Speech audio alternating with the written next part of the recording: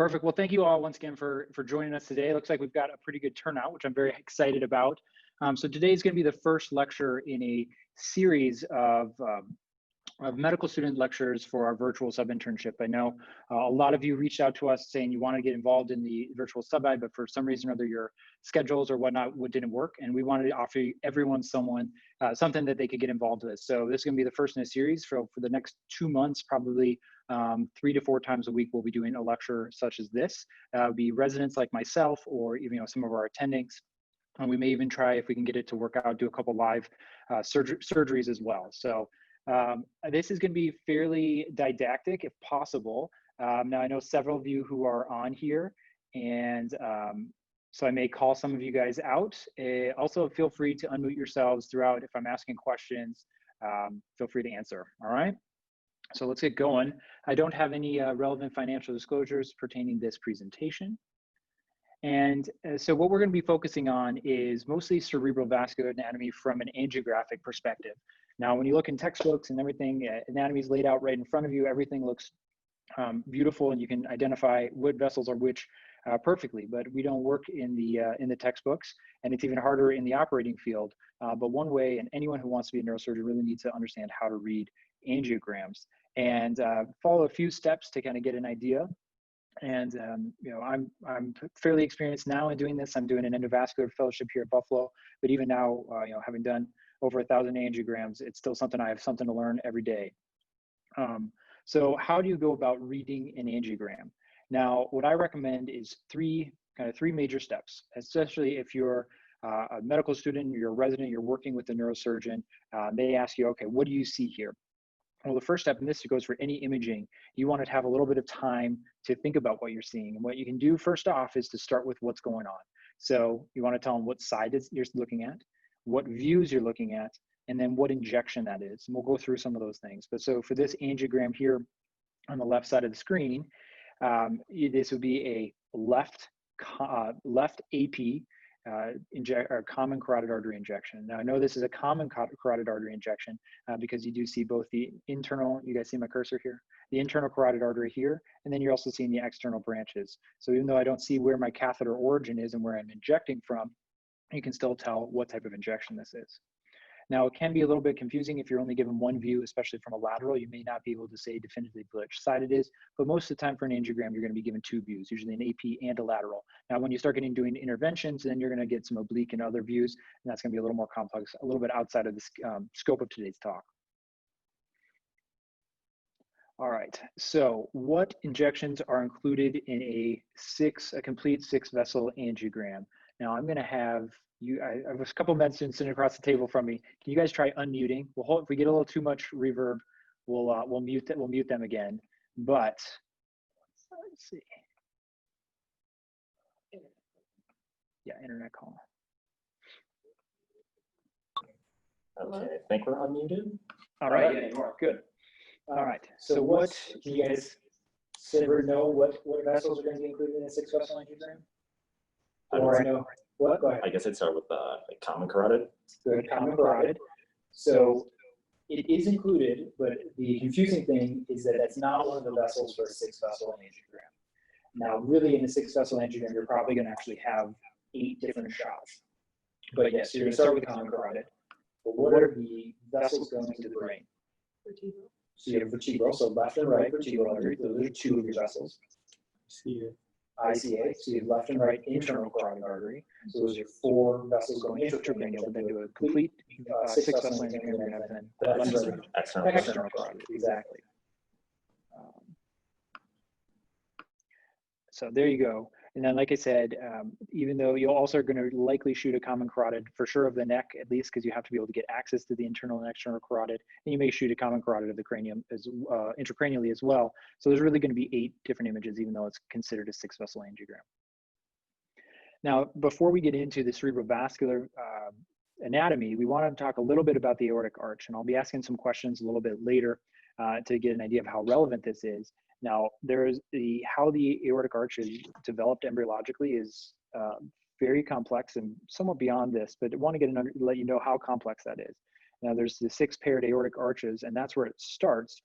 And in that brachial stage, you get kind of bilateral development there. And then in the post-brachial stage, essentially what happens is there's several different anatomic structures that just interrupt that vasculature, and then certain vessels involute and things adjust. And that's how you end up getting with the normal 3-vessel arch, which would be the brachiocephalic, the left common carotid, and then the left subclavian for your normal full-term aortic arch here. Now, because it's a little bit complex and there's all these different changes, you can get a lot of different variants. Now, these are just a few common variants. So this one here is going to be your most common variant. This is something called a bovine arch. So you have a common origin of both the right common carotid and the left common carotid. So it's in this sense, it's a 2-vessel arch. It's called a bovine because it's similar to what a cow has, but it's not truly the exact same arch as a cow. I believe there's just a single vessel for all of the intracranial vasculature and a true bovine arch, but this is what we call a bovine arch. You can have in about 20% of the, I believe it's about 20% of the population, you get the left vertebral artery that comes right off of the arch. And then you can get a combination of those two, so bovine plus a left vertebral artery. And then you can get some other ones here. This common type 5 common carotid, that's less common. There's an aberrant arch, or aberrant right subclavian, which we'll talk about a little bit later, but you can see instead of having the right subclavian come off and have a common origin with the right common carotid artery, the right common carotid artery comes off the arch itself, and the subclavian is a separate vessel. And this picture has a kind of coming to the, what looks to be more the medial side of the aorta there. It can be variable where it is, and it often actually wraps right behind the esophagus.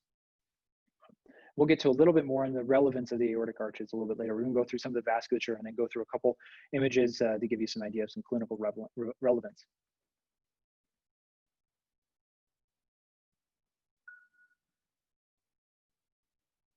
All right, so next we're going to be going through the ICA segments.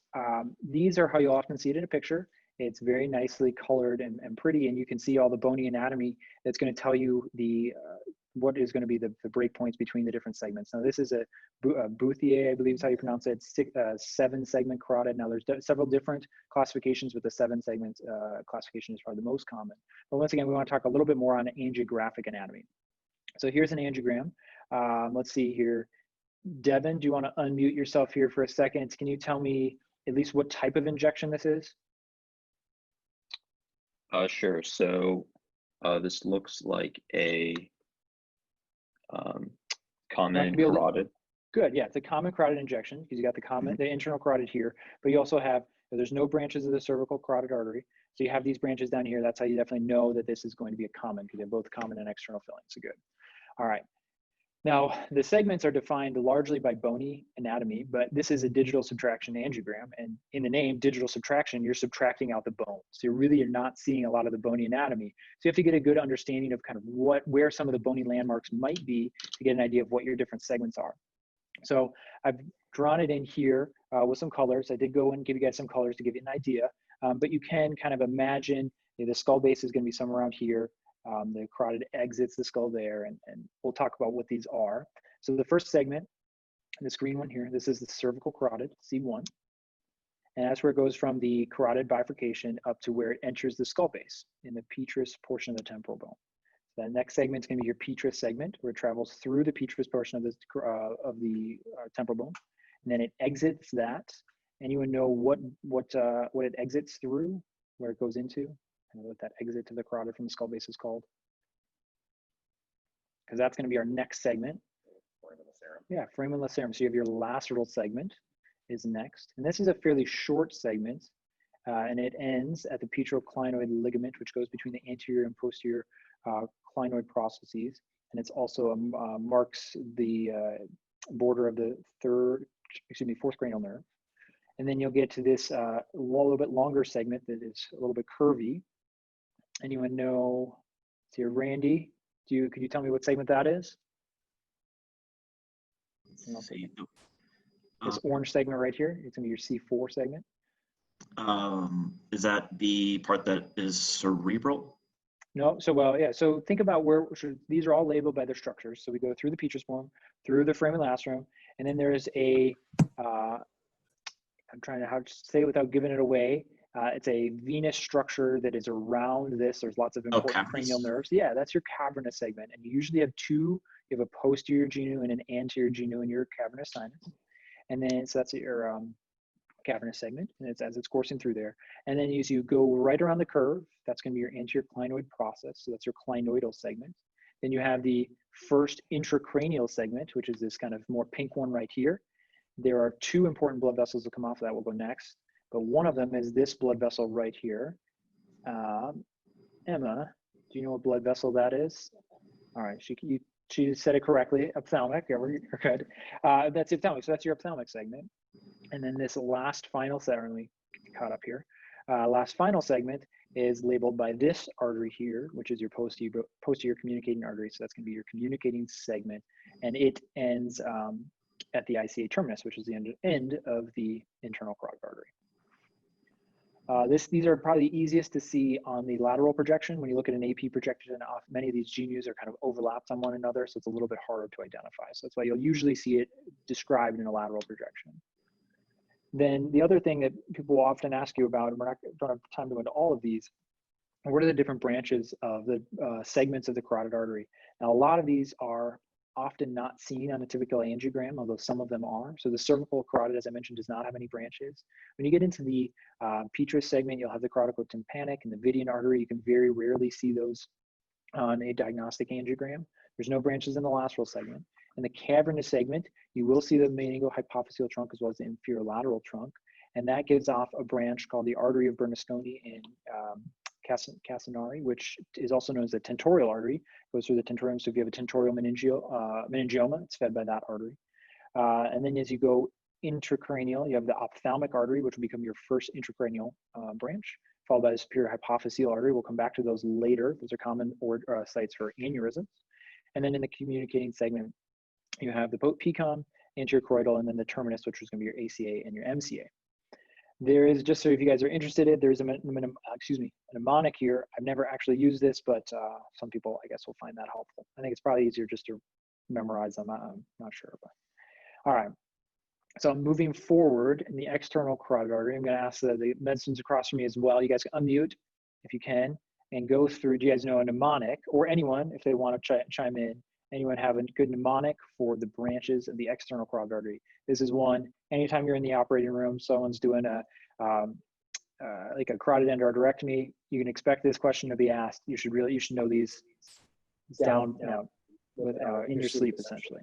I don't know a mnemonic for it. You don't know a mnemonic, okay. The mnemonic I learned, it's not that helpful of one because it's Salthop MS, which is not really that helpful mnemonic, but it's just, you can say it easily, and that's all the arteries. All right, so what are they? What's the S? Superior thyroid. Yeah, so we have our superior thyroid. Ascending pharyngeal. Correct. Ascending pharyngeal. Lingual. Lingual. Correct. Facial. Facial. Occipital. Occipital. Posterior auricular. Posterior auricular. Nice. Maxillary. Maxillary, and I put that as that's mnemonic, but it's really internal maxillary. But yeah, that's how the mnemonic works. And the last one? Superficial temporal. Nice. All right. Thank you. All right. So we'll go into some pictures here. These are not in order, but Andrew, can you tell me what kind of injection this is? So, I'm gonna guess it's an external carotid. Exactly. Yeah. So you can see the catheter tip right here. Now you can actually see that I did not do a perfect injection right here. You're going to see a little bit of reflux into the internal carotid artery, so that is faintly filling, but this was an external injection. And can't tell if it's left or right because we don't have an AP view. But I do this because sometimes you see in the textbook this can be pretty straightforward what these branches are, but I don't think it's always quite as easy once you get into the angiogram. So does anyone want to take a stab at A? Maxillary. Yeah, that's going to be your internal maxillary. You did a good job. So, oh, I got a little ahead of myself. So B is superior thyroid. It's essentially the only artery that's going to be going down. So that's how you see that one. C. Posterior auricular. Close. So posterior auricular is a fairly, yeah, that's occipital, but yeah, so that's your occipital is a much more robust artery. We'll get to posterior auricular in a second, and oftentimes you don't see posterior auricular. The occipital artery is a very robust artery, can be used in bypasses, similar to the STA. occipital. Oh, I got ahead of myself again. So superficial temporal is here. It's this kind of squiggly one, frequently used for bypasses, where you want to know. And then E, that's where we get that posterior auricular. So it is a pretty small one, but this, you can imagine that the ear is probably right around here. And then F, this is a bonus one. And I'll buy lunch to anyone who can get it. No meningeal, all right, good. So for bonus points then, so that's coming off of internal maxillary. What is this point right here? Is that where it enters the? This is where it enters the skull. What foramen is that? Foramen spinosum, good job. So that right there, it has that very characteristic turn as the middle meningeal artery enters the skull base. All right, so here we go again. How about, Devin, you want to name the type of injection? Sure. So that looks like a common carotid. Okay, so we're on the left side. So we have an AP here, lateral here. So it's like you're looking at the patient, so everything's flipped. So it's going to be a right side. Oh, okay, right So side. this is the outside of the head. Yep, and you're going external, going internal. All right, so we got a right side, and then what AP and lateral, and then what vessel? So if that's the right side, common carotid. Good. Common carotid, you know that because we're both filling the internal carotid through here, and then you're filling the branches of the external. All right. So I'm going to make this a little bit harder on some of these because you look at when you learn the branches of the external carotid, almost inevitably it's going to be as a lateral projection. And yeah, go ahead. It's going to be a lateral projection, but you got to learn to identify these also on the AP. And it can help to be able to look side to side. So anyone want to take a stab at A?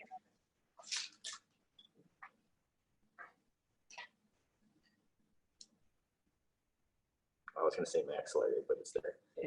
Yeah, I didn't see it. I got ahead of myself. Yeah, well, you would have gotten it. So yeah, an internal, so that you're on the lateral injection, it's going to be this vessel right here. And oftentimes, the AP and lateral will be at slightly different kind of superior, inferior levels of the images. So they're not always going to be perfectly lined up. So you can see, at least here, you have, this is going to be your cavernous carotid here, or it's a little bit higher up on here, so things may not line up right across each other. And then we have B. And anyone can feel free to. Superior thyroid, nice. So once again, that's the only one that goes down from the carotid. Oh, I got ahead of myself again. I was excited about that one. So C, facial. It actually comes off a lot lower, I think, than when I used to think about when I was a medical student. I think oftentimes you might mistake the internal maxillary for the facial. The facial is quite low. So that's the facial right there. And how about D, coming back here? Occipital. All right, good. And E over here. Superficial temporal. Perfect.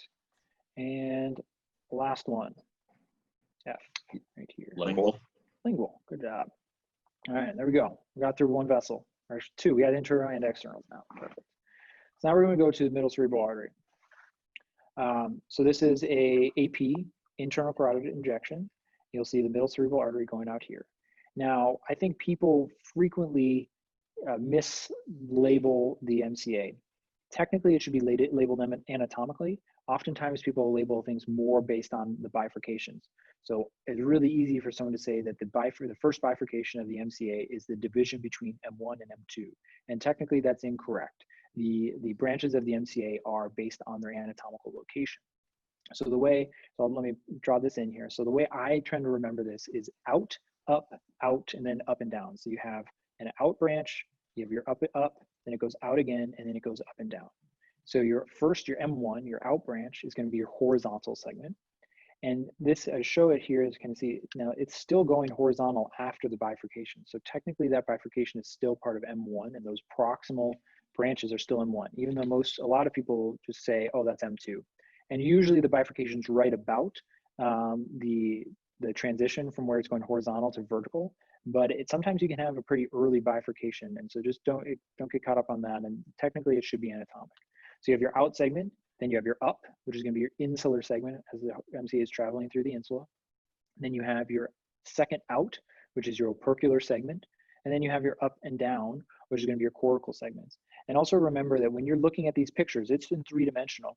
So you're going to see these vessels out here, and they look like they're coming off of maybe M3s, but those are actually kind of wrapping around the backside or the front side of the brain. So those are still cortical vessels. They're still M4 vessels, even though they look like they're more medial than some of the other ones. It's just because you're seeing essentially a sphere, and wrapping around a sphere in 2 dimensions.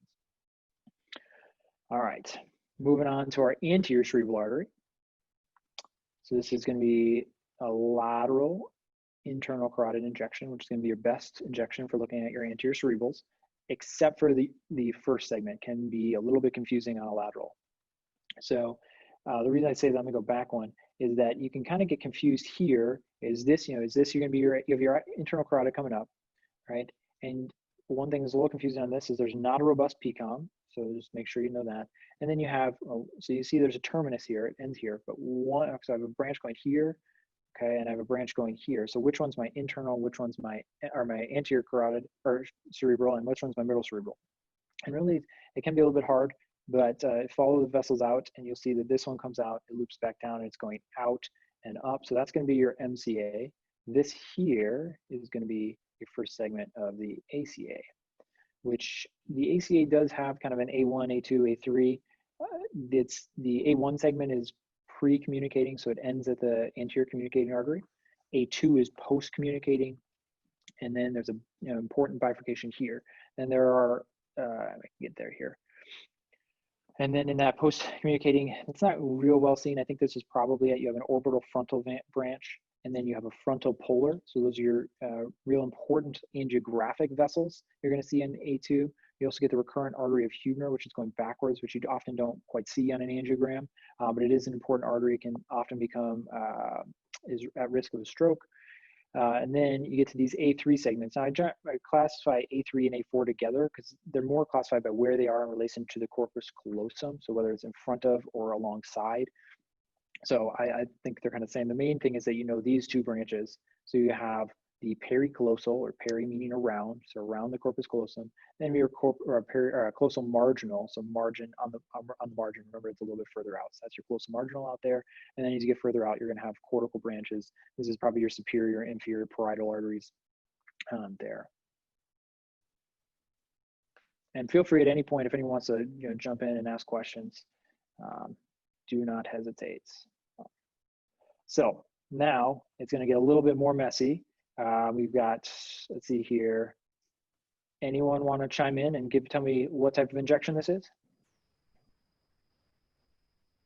Common carotid. Yeah, common carotid. Great. What side is it, Yusuf? Left. Left side. Left. Yeah, perfect. So we got a left AP lateral common carotid artery injection. If you guys can just say that, you're ahead of a lot of people. I know it sounds simple, but just take your time. There's a lot of people, when you ask them that question, it really gets them stumbled up. Just take your time. Okay, left side of the head. And sometimes when some kids give me a hint of just where's the nose. You can tell you where the nose, now you don't see it, but get an idea, where's the nose? You can see you have your nasal bone right here on the lateral, and you can't quite see it as well, but you're probably going to be right about here. So if you know where the nose is, you can tell your vessels are behind it, so that's the lateral, and your vessels are to the left of it, so you got left. AP and lateral common carotid artery. All right, so we're going to start with A. Let's say, what is that vessel? The MCA. So it's your MCA. Yes, more specific. M4. Yeah, so it's M1. M1, yeah, someone said it there, which is going to be your horizontal segment. Then we're going up here to B, which is going to be somewhere kind of hidden it back here on your AP. Can't quite differentiate, but right here, what vessel do we have here? Pericallosal. Perfect. C. Here. M2. It's an M2. What's the M2 called? Insular. Good, nice. Insular segment. So it's going to be your superior branch of the M2. Oh, I got ahead of myself. That's pre-communicating A1. So this, a previous picture we just showed the lateral for the anterior cerebral, and really just this segment is the one that's good to see on the AP And you don't see it well, but the anterior communicating artery, you can see maybe a hint of it here would be right here. So that's how you know that that's the A1 pre-communicating segment. All right, and oh, I got it. Hopefully you didn't see it. And how about E? It popped up there for 1 second, so. Someone can say it and sound really smart even if they saw it. No, so this is gonna be one of the branches off of your A2. So callosum marginal goes posterior around the corpus callosum, right? Someone said it. Well, speak up. You said it. Yeah, frontal polar. Good. All right. I think that's it from there. Oh, and then here we go. Last one here. F. Spittle, What? the occipital artery. No, occipital artery is going to be down here. We're now intracranial, so this is going to be your internal carotid. So this is going to be your, you do have some overlying external branches. But, occipital is going to be back here. It's a very robust. Posterior communicating. Yeah, there we go. Posterior communicating artery. So you're not going to see that on every injection. One of the ones we had earlier, we go back. Here, you did not have probably really any post-PCOM. This is probably an anterior choroidal, not a PCOM. And it is, so if you didn't talk about it, but how the arterial system, intracranial arterial system develops is you have only the anterior cerebral or anterior circulation early on in embryology, and you have these vessels that go from the anterior, the ICA, to the basilar, the vertebral artery and the basilar, and fill the posterior circulation. And as we develop, those involute. And there's 5 common ones, but the PCOM is one that is considered a normal that you see as a persistent vertebrobasilar remnant. But so that's PCOM there, and we'll talk a little bit more about that I think in a later slide. And if you, I think it's nice to always look at your AP and laterals, and you can tell looking at an AP if you have the anterior cerebral artery over here, you have your middle cerebral artery right here. If you have a real robust artery that's coming through those, that's going to be your PCOM, and actually technically back here that's going to be your PCA. So if you're looking at an injection, you only have an AP, and you're wondering if someone has a PCOM, you can get an idea if they have that real robust artery cutting right between the ACA and the MCA vessels. All right, and now we get to our vertebrobasilar branches. So this is going to be a little bit of an interesting one. We'll talk a little about what I just is kind of talking about with the posterior communicating artery. But so once again, I'll draw these in a little bit with some color. There's a lot going on here because there's a lot of branches in this system. We'll take it one step at a time. We're going to start with the vertebral artery. And so this is labeled V1 through V4. So they don't really have common names, unlike M1, M2, M3, M4, where you have horizontal, insular, opercular, and cortical. These are usually just labeled V1, V2, V3, V4. Anyone know, now V1's not pictured here, but what are the starting point and end points of V1? Or where in the, so the vertebral artery can come off the arch, or it can come off the brachiocephalic trunk on the right, or the subclavian on the left. And so the first segment right after it comes off of one of those vessels, it's called V1. Where does V1 end? C6 transverse foramen. Great, yeah. So where it enters the transverse foramen. Now, you say C6, which is great. That's the average, usually where it is. Now, that can be, doesn't usually go down below C6, so like C7, but sometimes you can see people that the vert does not enter right at C6, could be at C5, and less common as you go up, but good. So V1 is from its origin to where it enters the transverse foramen transversarium. And then where is the end of V1? So this is V1, or sorry, V2, excuse me. This is V2, the blue one right here coming. So where's that end? Around C2. Yeah, around C2, where the vertebral artery exits the foramen transversarium. And then it kind of goes out around, you can imagine that you have the dens here and around C1. And then, so that's going to be your V3.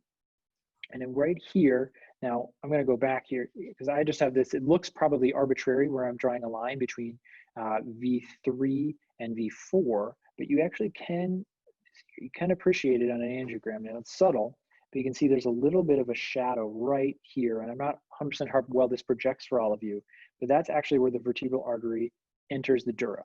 So the difference between V3 and V4 is if it's intradural or extradural. All right, oh, and I kind of got ahead of myself.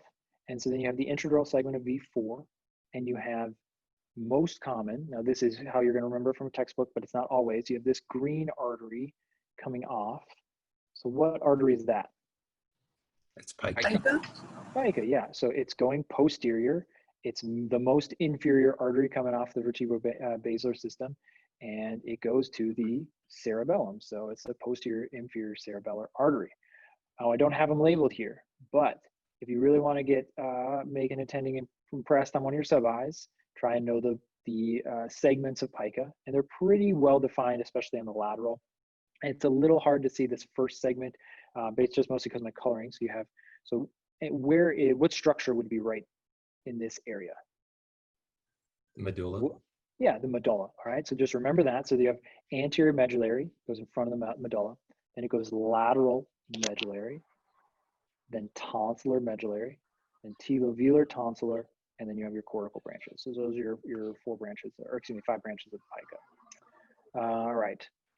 So after pica, after that, you don't see it here because you don't see the left vertebral artery joining, but you can imagine it would be right around here. Big purple here. I shouldn't make it red because we often call this big red when you're doing an ETV, you can see it, but yes, you have your basilar artery right there. And of course is right in front of the pons. And so what's this branch right here, the blue branch? AICA. Yes, exactly. So it's going to be a little bit more anterior. It's still inferior, and it's still going to the cerebellum. Now, there's a lot of variability anatomically, and so how these you can have duplicated AICA. You can have an ICA-PICA, where ICA and PICA come off of the same common origin. You can, on occasion, have ICA coming off the vertebral artery. So there's a lot of variability. This is a fairly classic angiogram for that. Now, the next one, and I have it labeled, I'm a little nice to you guys here and labeling this so you can get an idea, but so the orange, what's our next major branch? Superior cerebellum. Superior cerebellum. Superior cerebellum, yep, so it's superior, still going to the cerebellum, and so it's your SCA. Now, what's interesting here, and I actually picked this one for a reason, is you might think, and we'll see later, this happen again later, I'll show it to you in greater detail, you might think this is not part of the SCA. You'd say, oh, there's a vessel here, there's a vessel here. And on this side, I'm calling this one orange, I'm calling this one green, which we'll just get ahead of ourselves. What vessel is this? PCA. PCA, yep, good, PCA. But this is not your PCA, this is a duplicated SCA. And the reason I know that is where it's going. The PCA, so SCA is infratentorial, whereas the PCA is a supratentorial artery. And I have a better picture here in a couple slides that you can see that when you look, say I played, this is a very early arterial phase angiogram. If you play that angiogram out into a little bit more of a capillary phase, you'll see a lot of the cortical structures. And what you would see over here is essentially just a line going like this. And that's the tent, because this artery is not feeding anything above the tent. So I know that that's a duplicated SCA and not just a small PCA, because it's not going. So unless this patient's having a stroke, which let's say they're not, what can you say about this right PCA on this patient, even though I don't have an anterior injection? It's a little bit of reading what I'm thinking, but it's important to think this next step if someone asks you this question. Where is the right, does the patient not have a right PCA, or where's it coming from? Is it just coming from the anterior circulation? It's coming from the anterior circulation. Go back to another slide. What's that called? Where's it coming from? Econ.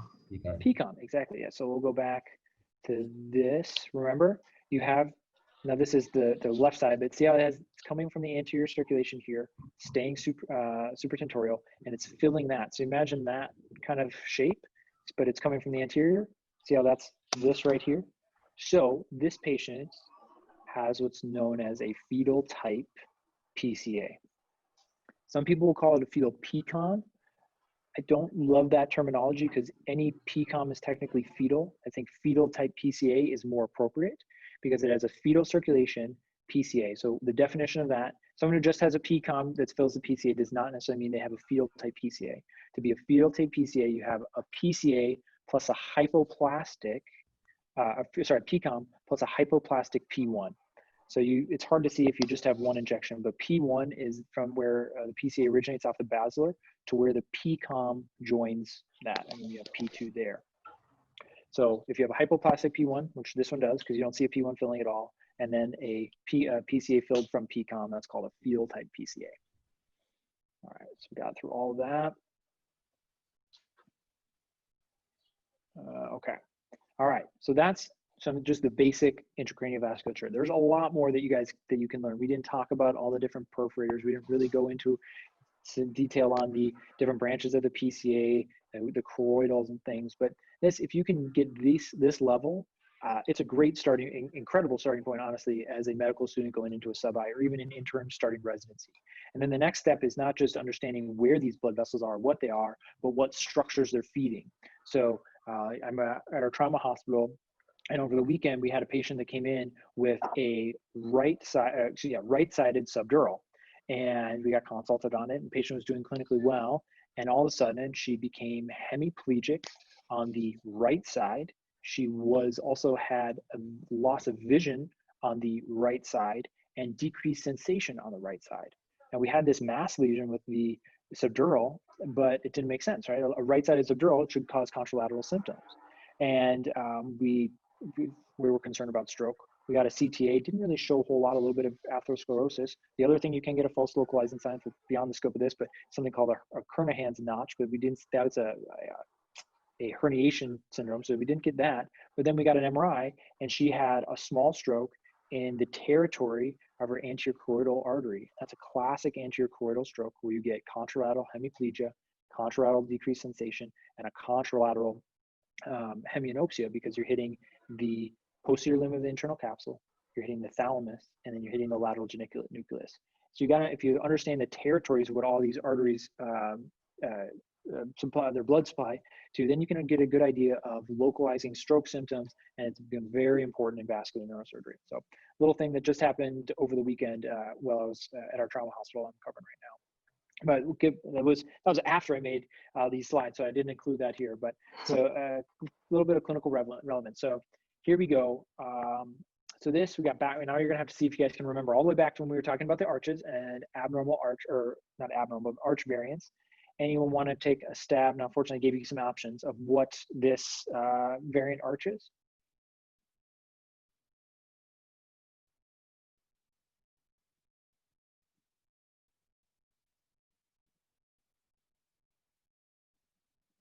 Anyone? Is the bovine arch? Yeah, it's a bovine arch, good. So you can see you have the aorta coming up over, you can imagine now.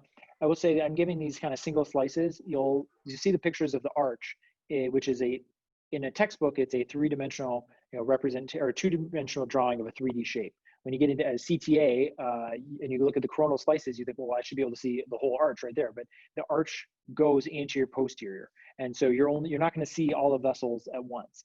Now, if you scroll through this, it would become more clear. But and you have enough information here to see it. So you see the arch here. You have a common origin here, and you have your left common carotid artery coming off of the same vessel as your brachiocephalic trunk, and then that's going to be your right common carotid artery coming up right there. Then you have your subclavian coming out. Here's your vert right there. So here's going to be your left vert over here. So yeah, this is your bovine arch. Now you may say, well, that's just academic. What does that have to do with anything? Well, in the endovascular world, this can be quite relevant. So this is from an article we published on radial intervention for carotid stenting. So if you imagine these are both bovine type arches. And so this black line here, this is representing a catheter. So something called a Simmons 2 catheter that has this shape that is quite nice for selecting the brachiocephalic artery here. But you can see that shape does not quite as easily go into a left common carotid. It really just wants to go up this way. And so for that reason, going femoral access, so we usually use a right femoral access, can be quite hard to access a left common carotid for endovascular intervention, whether that's stroke or stenting or things like that. But if you go radial, which we do a fair amount here, and you bring that same catheter here and you reconfigure it in the arch, you can see it lands essentially just perfect. It just wants to configure right into the left common carotid. And so if we see these types of things, especially when time is of the essence in stroke intervention, you want to look at the aortic arch and get an idea, because it could change your approach, which I'll talk about here in the next thing, and a mistake I made that fortunately didn't hurt a patient, but potentially had the potential to. So radial intervention is great for bovine arches. Now this is going to be a little bit more difficult to interpret, and this is where I was talking about how you only get one slice on a coronal image of a CTA of the chest. But this is 3 slices kind of forward and back of an arch. Can anyone chime in and think what type of arch this is? And I will say it is classic, but it doesn't look like the picture you might see in the textbook. I'm impressed if you guys know, although the answer is there. So you guys got a whatever 20% chance of getting it right. Not a right arch. An aberrant? Aberrant. All right, good. Yes, it's aberrant arch. Now, if you follow here, this is your right subclavian. This is, you don't really see vert's probably coming off right here, but what should be coming off of your right subclavian right here? Vertebral. Vertebral, yes. I think you're not checking. It is there. It's probably this right here. You can see it coming up here. There's a bigger artery, a massive artery coming right here. Common carotid. Yeah, your common carotid should be coming off of your brachiocephalic. But if now I took this slice, you look through this whole thing, somewhere in here, your common carotid should be coming off, and it's not. And you see it's coming around, and it's actually wrapping fairly far to the left on the aortic arch. So that is something called an aberrant right subclavian. Now this is relevant clinically because I think I have, let me give you a picture here. So this is that picture. This is slightly drawing. That is a different drawing compared to earlier. Earlier it had it coming through and attaching right about here. In my experience, this is the configuration I've seen more frequently, and that's where I was talking about it often comes behind the esophagus here. But this is a contraindication to radial intervention. Because when we usually come in here, if it's coming in through, say this is the subclavian and you're going up, you bring your catheter in and you can reconfigure it, and you can easily get any of the 3 vessels, the 3 vessel arch. But if you bring your catheter here, you're not going to be able to get the wire over to this side to reconfigure it and get into there. So this is considered a contraindication to radial intervention. This lady, this is a young woman who actually came in with a stroke, and it was late at night, and I'll be honest, we were getting things going quick, and it was with an attending of ours who prefers to go radial for pretty much all of his interventions. And I did not take, I looked at the, I look at the arch, I saw that it wasn't a bovine, but I didn't look close enough, and this was an aberrant, and I probably wasted about 20-25 minutes. And then we got full access. Also, we got into the arch and we realized we could not access this woman's carotid. I think it was a left, I want to say it was a left MCA. We couldn't access it. We had to then re-prep and go femoral. Now, fortunately, she ended up doing well, but it did waste about 25 minutes worth of time, which in stroke, as I'm sure many of you are aware, really, time is brain. It's kind of a corny slogan, but it is true that the faster you go for revascularization, the better the patients are going to do. So things like these anatomic variants, especially in cerebrovascular neurosurgery, they're really important to know how it's going to affect what you're doing, but also to know what to look for. All right. So now, let's see here. I wanted to, on this was where I was going to get at to give to where I was talking about with the PCAs and fetal type PCAs. So in this, if you were just given this picture over on the right side, which is does anyone want to chime in and tell me what type of injection? These are different injections, so don't get confused there. With the picture, excuse me, the picture on the right, what type of injection is that?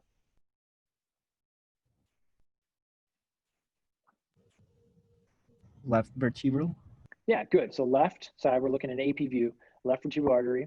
Coming up, you have your V2, then we got V3. Can't quite see the drill ring too well. It's probably right about here. All right, good. Now you could get fooled here. You see at the top of the basilar on both sides, there's a bifurcation, right? So you would say, oh, this is your SCA, and this is just maybe a hypoplastic P1. But I would argue for this that this is probably duplicated SCA on both sides. And the reason for that, I took a little bit later phase, and you can see subtle shadowing right here. That's what I was talking about. You see how there's that kind of scalloping in the blood vessels? Now those blood vessels are going places, right? And so, but they're not going up. They're not going above the tent. So this is the tentorium here. So this patient has bilateral fetal type PCAs, unless both PCAs are are occluded. Dr. Mullen just decided to step in and say he saw vessels in the brain and said, I don't know about that. Exactly. He's just caring that I don't see a anterior spinal artery coming off of this. He's just looking for where's the artery of Adamquist. So, and this is the same patient, and sure enough, they do have, you see this here, the PCA coming off of an anterior circulation injection. So this is a left common carotid injection. You have the PCA coming. So this is a fetal type PCA. And this patient would have, I could tell you, you could block out this picture over here, just look at this. And unless, assuming the patient has no symptoms, unless they're having bilateral PCA strokes, which I guess is possible, you can almost say with almost 100% certainty that this patient is bilateral fetal type PCAs.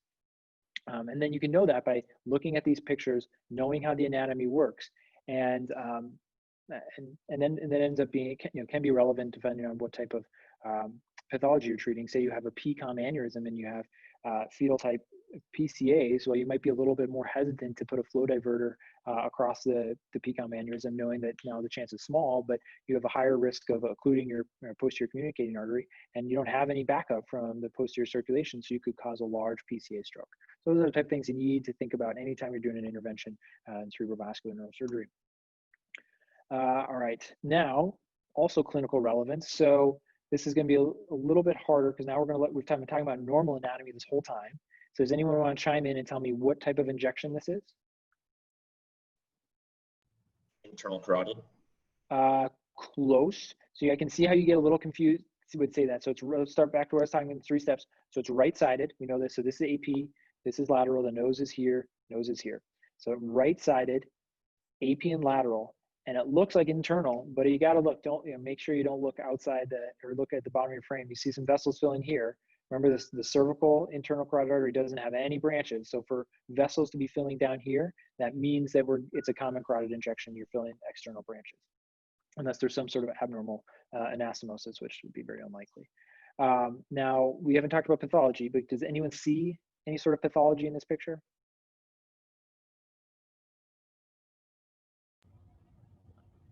Moya That's a moya little vessel? subtle. What? Moya moya vessel, like No. So moya moya, what you'd see would be stenosis of the terminal segments of the ICA, and you'd see, I mean, you could say there's maybe a little kind of puff of smoke type of appearing there, but no, you don't have any ICA stenosis there. So not moya moya. On this lateral, what? Go ahead. There is, no, all those little dots are not aneurysm. There is an aneurysm right here, all right?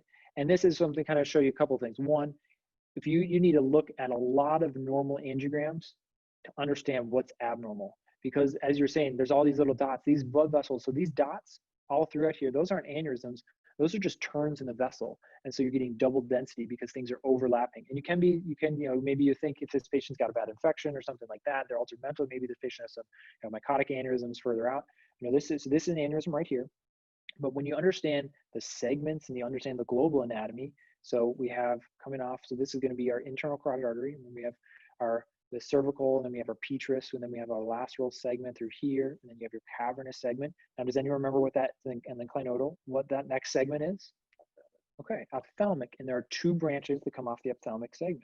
So now you know you're in the ophthalmic segment, you got an aneurysm, so you really have 2 options.